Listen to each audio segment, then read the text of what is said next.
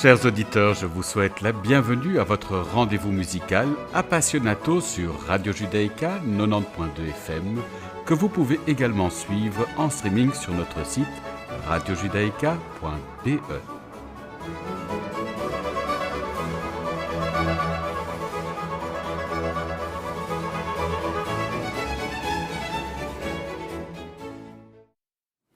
Nous avons l'immense plaisir d'accueillir aujourd'hui Mathieu Ibtal qui vient évoquer avec nous son parcours. Bonjour Mathieu. Bonjour Frédéric. Alors je résume votre parcours. Vous débutez votre apprentissage du piano à 7 ans auprès de Frima Nachimovic et Maria Andreeva et intégré le conservatoire de Gand dans la classe de Vitali Samoshko. Vous êtes lauréat de plus de 15 concours internationaux et vous donnez des concerts à Beaux-Arts, Flagey, au Handelsbeurs et de Bijlhoek à Gand, au Single d'Anvers, au Concertgebouw de Bruges ou à la Philharmonie de Liège. Vous participez au Clara Festival, au Festival Musique 3, aux Sommets musicaux de Gstaad et bien d'autres. Votre expérience vous permet d'être l'invité régulier de jurys de concours nationaux et internationaux de musique. Vous donnez également de nombreuses masterclass. Votre répertoire s'étend de la période baroque à la musique d'aujourd'hui, avec un attachement particulier pour la musique romantique et post-romantique, et notamment Frédéric Chopin et Alexandre Scriabine. Je vous propose de débuter notre entretien en écoutant votre interprétation de la mélodie opus 47 numéro 3 d'Edouard Grieg.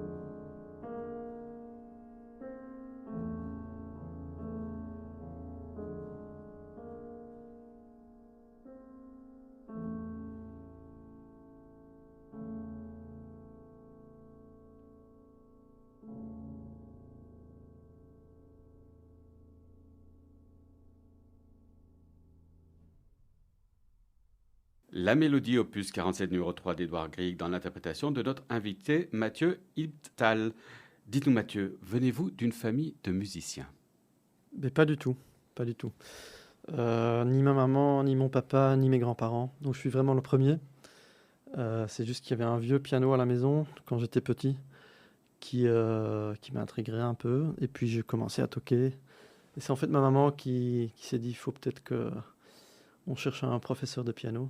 Elle a senti, donc vraiment, ça venait de vous, entièrement de vous et seulement de vous. Oui, je pense qu'au début, je jouais beaucoup, mais j'aimais aussi le foot et j'aimais le tennis. C'est pas que c'était pas que quand j'étais jeune, je pensais déjà à une grande carrière de pianiste ou de faire ma vie autour de la musique. Et donc directement, vous Euh, avez éprouvé du plaisir au contact de l'instrument? Ça, oui, oui, j'ai toujours eu le plaisir. Et je pense que c'est surtout la première prof. Et j'ai eu la chance d'avoir une très bonne. La première prof est très importante, je pense. Et j'ai eu la chance d'avoir une bonne professeure. Euh, mais je pense que c'est elle qui a quand même vu ou senti qu'il y avait peut-être un peu plus de talent que la moyenne. Et elle a un peu poussé. Elle était assez sévère, mais elle faisait ça assez bien, je pense, avec moi. Et alors, dans Ouais. votre enfance, quels étaient vos héros musicaux? Quel musicien vous a inspiré? Mais j'aimais presque tous les Russes, donc et les compositeurs et les pianistes, sans doute parce que ma professeure était russe, et j'aimais tout ce qui était autour de cette atmosphère. Quoi, Donc, Sviatoslav Richter, Emil Gilels, oui, absolument. Horowitz? On peut pas passer au côté d'Horowitz. Et Rachmaninov, en tant que compositeur et en tant que pianiste, encore aujourd'hui, je trouve que c'est un de mes pianistes préférés. Alors aujourd'hui, c'est vous qui donnez des masterclass, c'est vous qui enseignez. Quel message cherchez-vous à transmettre à vos étudiants? Qu'est-ce qui est pour vous le message important qu'ils reçoivent de votre part? Mais peut-être ce qu'on vient de discuter, c'est d'y prendre plaisir. Euh, j'ai principalement eu des profs qui arrivaient à m'inspirer surtout. Donc après un cours, c'était pas... après un cours de piano, j'avais de l'énergie pour travailler une semaine. Donc c'était pas... Très souvent, quand on pense à l'éducation russe, c'est à la dure. Et d'un côté, c'est vrai. Mais je pense la musique, c'est surtout quelque chose de magnifique. C'est tout un monde en soi qui doit servir à faire plaisir à soi-même et aux autres. Et je pense si on a ça, on a envie de travailler. Et est-ce que les choses ont changé? Est-ce que le plaisir a changé à partir du moment où vous avez décidé d'en faire votre profession? Euh, Pas tant que ça, je pense, non. Non. Ou même au contraire, je pense que parfois j'y prends même plus plaisir, comme ma connaissance est plus grande, où je comprends mieux encore, enfin j'espère mieux comprendre ce qui se passe. Euh, mais parfois, oui, c'est vrai que dans l'agenda, on a un concert le dimanche, et puis le dimanche prochain, il faut jouer un autre programme. Et c'est un peu comme un boulanger qui doit faire ses pains, et parfois on n'a pas très envie de jouer une certaine pièce. On est peut-être qu'il se passe quelque chose de très grave dans la vie, et puis il faut jouer une sonate très joyeuse de Mozart. C'est pas toujours évident, mais j'essaye d'aborder chaque pièce comme si c'était la plus belle pièce au monde. Et Ouais. vous avez peur, des angoisses de monter sur scène ou des craintes ou on sait qu'on a toujours le stage fright. Est-ce que c'est quelque chose Oui, qui vous caractérise? Parce que vous ne parlez que de plaisir, de joie de jouer. Est-ce que je crois quand même que j'ai un certain stress. Avant, je disais que chaque concert me faisait perdre 2 semaines de ma vie. Mais je pense que c'est parce que j'ai un tel respect pour la musique ou pour ma profession et pour les compositeurs que la barre est assez haute. J'ai envie de vraiment faire au mieux. Euh, mais il faut garder, il faut essayer de passer au-dessus de là. Mais c'est vrai que c'est pas toujours évident. Et moi, je remarque, ce qui m'influence beaucoup, c'est une salle où c'est même certaines personnes dans la salle. Une personne peut changer tout un concert pour moi, dans les deux sens. Ça peut aller mieux ou pire. donc c'est un Je sais. regard que vous croisez dans le public et qui vous inspire ou qui vous effraie? C'est étrange, mais c'est plus qu'un regard. C'est comme on a des antennes et qu'on sent une certaine énergie. Et très souvent, c'est après quelques notes qu'on commence à jouer, qu'on comprend, ah bon, c'est une salle pareille. Aujourd'hui, ça va être gai ou ça va être compliqué. C'est très étrange. Alors, je vous Ouais. propose de vous écouter à présent dans l'Allegretto Tranquillo de la sonate pour violon et piano en sol majeur numéro 2, opus 13 d'Edouard Grieg, Maya Levi au violon.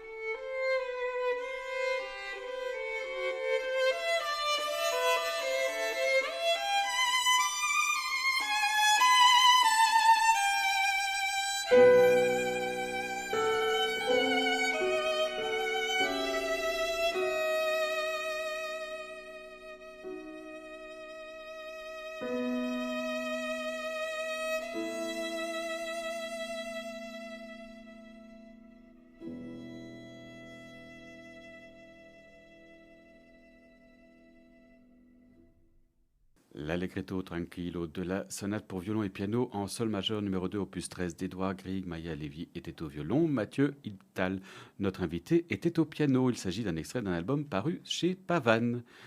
Alors, à propos de votre album dédié aux études de Scriabine, Jean-Charles Offlet écrit dans le magazine français Classica un magnifique album solo d'un pianiste-poète qui a su trouver les chemins secrets de ces deux opus. Alors, comment expliquez-vous ce lien fort qui vous unit à la musique de Scriabine? Euh, je pense qu'il y a plusieurs facteurs, mais c'est sans doute un héritage de mes profs. Je pense que... Est-ce que c'était un hasard ou pas? Je ne sais pas. Mais presque tous mes professeurs étaient vraiment des passionnés de Scriabine et de son personnage. Et puis c'était russe, Samoshko. Voilà. Et je pense... donc ma deuxième professeure était Marie Andreeva. C'est elle qui m'a vraiment introduit dans la musique de Scriabine. Et puis mon dernier professeur, qui est peut-être mon professeur principal, c'est Vitaly Samoshko. Et lui aussi, il a sorti un disque consacré aux études complètes de Scriabine, que je trouve toujours un magnifique disque. Et donc j'ai commencé à travailler, comme j'admirais tellement ce pianiste et ce disque, je me suis dit, en tant qu'étudiant, il faut que je prenne tout ce que je peux chez ce professeur. Donc on a beaucoup travaillé sur Scriabine. Et voilà, Scriabine est un personnage tellement intéressant au-delà de ses compositions que très souvent, quand on m'oblige, c'est une question horrible, mais quand on m'oblige de choisir un compositeur préféré, je crois que je suis obligé de dire Scriabine. Même ses œuvres mystiques de la fin de sa production. Oui, même ça. J'ai toujours tendance, c'est vrai, à aller plus vers sa période plus romantique, qu'on peut décrire un peu comme du post-Chopin ou comme du Chopin un peu plus élaboré. Mais en vieillissant, j'admire ou j'aime de plus en plus ses œuvres un peu plus compliquées, plus complexes. Mais alors, dites-moi, quand vous commencez le piano, vous êtes attiré par les pianistes russes. On a parlé de Richter, de Gilels, de Horowitz. J'imagine que vous aimez beaucoup Sofronitsky également, puisque vous aimez Scriabine. Vous n'avez pas des ancêtres russes, vous n'avez pas cherché à savoir si vous avez des ancêtres russes, parce que tout vous attire vers cet univers russe, apparemment. Scriabine était le professeur d'un nombre important de musiciens, donc il n'y a pas une filiation. Vous avez posé la question.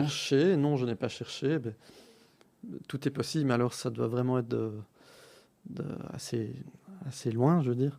Mais je ne pense pas, mais c'est vrai qu'à un moment donné, j'ai même appris le russe et je voulais vraiment être plongé dans cet univers. Vous avez été en Russie? C'est ça l'ironie? Non, j'ai non. jamais été. Vous voulez y aller? Oui, j'aimerais bien y aller. Oui. Oui. Bon, maintenant c'est un peu difficile. Oui, maintenant c'est plus difficile, mais j'aimerais bien y aller. Oui. Alors on va revenir à Scriabine. Quelles sont les difficultés du piano scriabinien? Quelles sont les difficultés de jouer ce genre de partition? Parce qu'elles sont réputées quand même comme étant assez virtuoses. Assez virtuose, il faut de grandes mains. Enfin, en tout cas, ça aide. Et je pense que chez Scriabine, c'est ce côté magique, mystérieux, tout ce qu'on trouve entre les notes. Et je trouve qu'il faut un son particulier pour Scriabine. Et je pense que mon dernier prof Samoshko était vraiment maître. On parlait que de son, en fait, dans les cours. Et je pense que le jeu de la pédale est très important aussi chez Scriabine. Est-ce que vous avez comme lui un côté mystique? J'espère moins mystique ou moins fou que lui. Mais non, je pense que finalement je suis quand même un peu plus terre à terre que lui. Mais j'adore le côté rêveur chez lui, ça oui. Mais ces idées un peu fous, mégalomanes, j'espère que ça, je les ai pas. Alors, je vous propose de vous écouter justement jouant Scriabine. Voici les quatrième, cinquième et sixième études tirées du recueil des 12 études opus 8, donc d'Alexandre Scriabine, dans votre interprétation.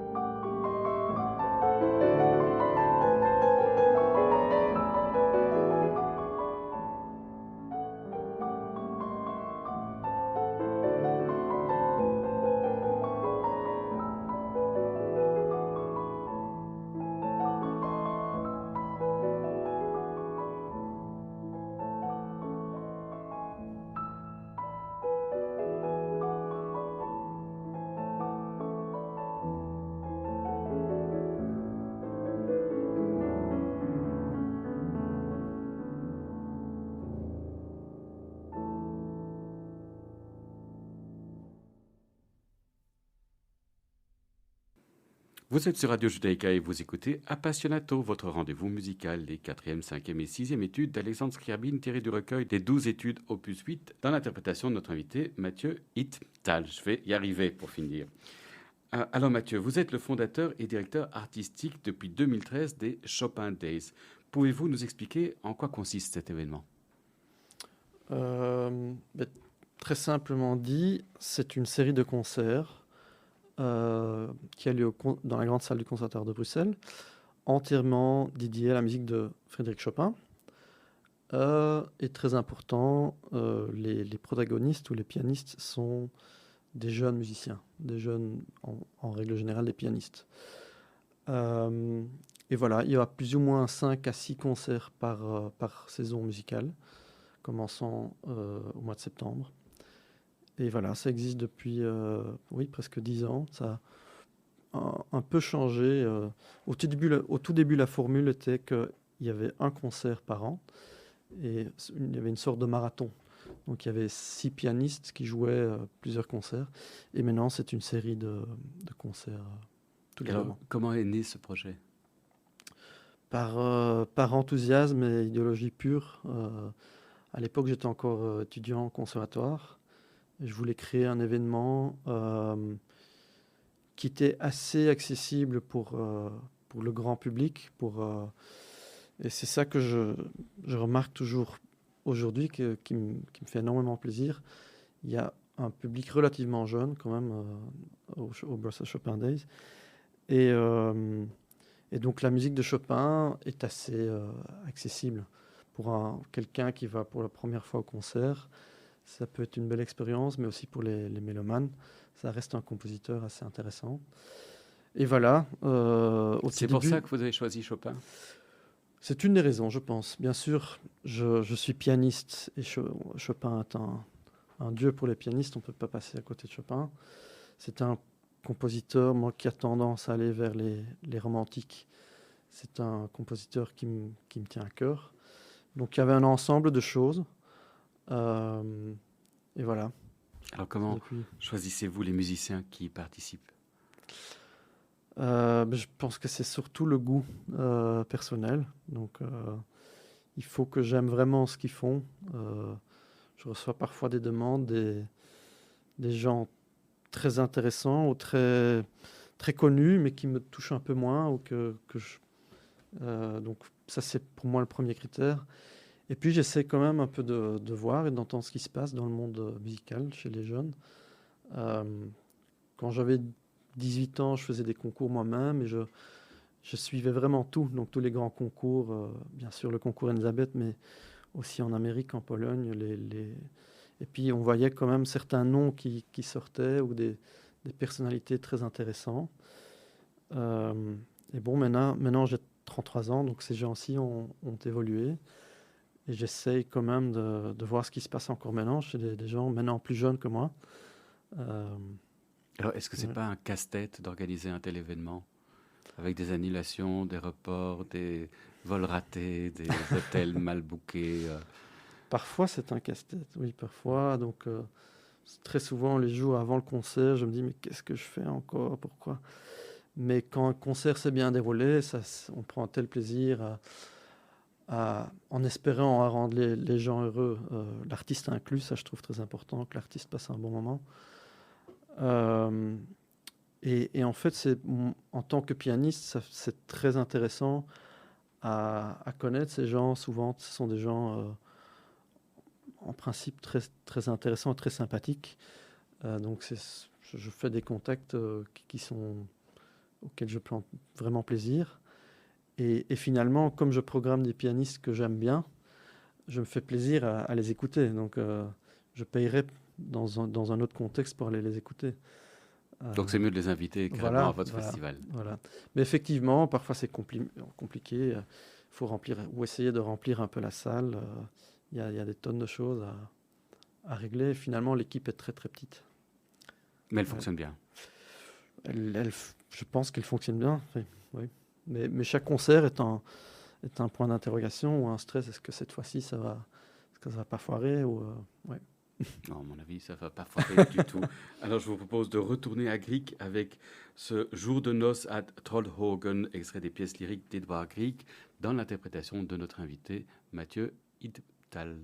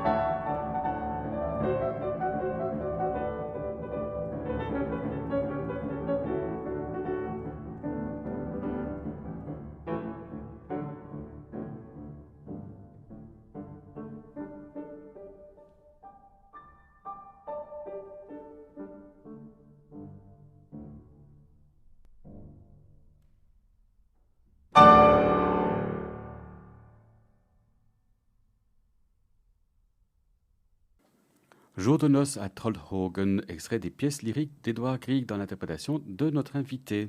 Alors Mathieu, nous avons comme tradition d'offrir à notre invité de faire découvrir à nos auditeurs un morceau de son choix. Qu'aimeriez-vous nous faire entendre? J'ai choisi pour quelque chose qui est peut-être moins évident, parce que ça aurait été très évident de choisir une pièce de Chopin ou de Scriabine, et ça aurait été vraiment justifié, mais j'ai choisi pour une pièce live de Oscar Peterson, un pianiste canadien, jazz, je pense relativement connu, mais qui a été un compagnon de route pendant, je pense, 20 ans. Et j'adore le jazz. Je suis parfois très jaloux des musiciens jazz. Et je suis très jaloux de l'art de Oscar Peterson. Et je pense que je l'ai découvert à l'âge de 15 ans par un violoniste hongrois, et son papa était pianiste de jazz. Et c'est lui qui dit il faut que tu le découvres. Et c'est peut-être le bon âge pour être introduit à certains musiciens ou compositeurs. Et voilà, depuis 20 ans, je pense que presque chaque semaine, j'écoute Oscar Peterson. Je trouve que il va de soi que c'est un énorme virtuose, mais déjà c'est un homme très sympathique. J'ai vu plusieurs interviews, il est très humoristique, mais au-delà de la virtuosité, il y a une telle musicalité, une connaissance. Enfin, moi j'adore ce qu'il fait. Et la pièce que j'ai choisie est un enregistrement live d'un concert. Et en général, je préfère déjà les live. Et ce qui est marrant, on entend que le piano est un peu faux. Et la pièce s'appelle Blues Étude. Et en fait, l'étude, c'est un peu ironique. C'est comme s'il a voulu écrire une petite pièce ou un exercice. Et ça commence effectivement assez simple, un petit blues. Mais puis, c'est une flèche. Il commence à improviser. Et parfois, j'arrive toujours pas à expliquer à des gens que c'est improvisé. C'est inventé au moment même. Et, ça vous impressionne, ça? Ça m'impressionne, oui. Et parfois, il y a des transcriptions de Oscar Peterson. Donc, il y a des partitions écrites note par note, ce qu'il fait. Et je me suis amusé à les jouer ou les déchiffrer. Et ça m'amuse bien, mais je regrette quand même que je ne comprends pas au fond de ce qu'il fait. Ça va à une telle vitesse, donc je me sens un peu, si j'arrive à jouer une transcription d'Oscar Peterson, je me sens un peu un petit singe ou un perroquet qui a imité. Voilà. Donc ça m'amuse, mais quand je l'entends, encore aujourd'hui, j'adore ce qu'il fait, je reste impressionné. Vous avez tenté vous-même de jouer du jazz? Un peu. Et j'ai même, mais je pense à cet âge-là, 15-16 ans, il y avait un moment donné que je jouais même plus de jazz que le classique, parce que j'avais des amis à l'école, des musiciens, qui sont aujourd'hui des très bons musiciens jazz. Et on avait un petit groupe. Mais bon, très vite, j'ai senti que ces gens, ils avaient déjà des années de cours de jazz derrière eux. Et moi, j'étais un peu dans ce groupe et je me suis dit, bon, les gars, je vais quand même... moi, je vais faire du classique parce qu'en fait, vous jouez... je me suis vraiment amusé. Mais bon, j'ai jamais eu vraiment de cours de jazz. Qui sait que je ferai ça encore un jour. Je suis parfois très jaloux de ces gens. Bon, alors nous allons écouter donc Blues Étude d'Oscar Peterson. Nous l'écoutons maintenant.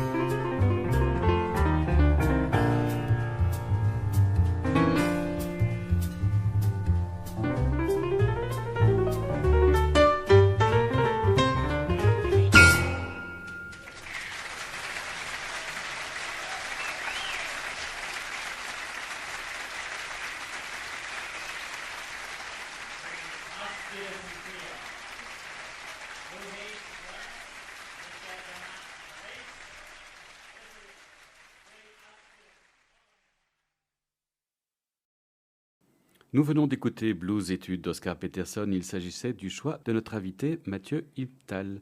Votre émission de musique classique Appassionato touche ainsi à sa fin. Merci beaucoup Mathieu d'avoir accepté notre invitation. C'est un grand, grand plaisir. Merci à Paul Fromm d'avoir assuré la technique de cette émission. N'oubliez pas qu'Appassionato est diffusé sur les ondes et le site de Radio Judaïka les lundis à 13h, les jeudis à 14h et les dimanches à 9h. Merci chers auditeurs de nous avoir écoutés. À la semaine prochaine. D'ici là, portez-vous bien.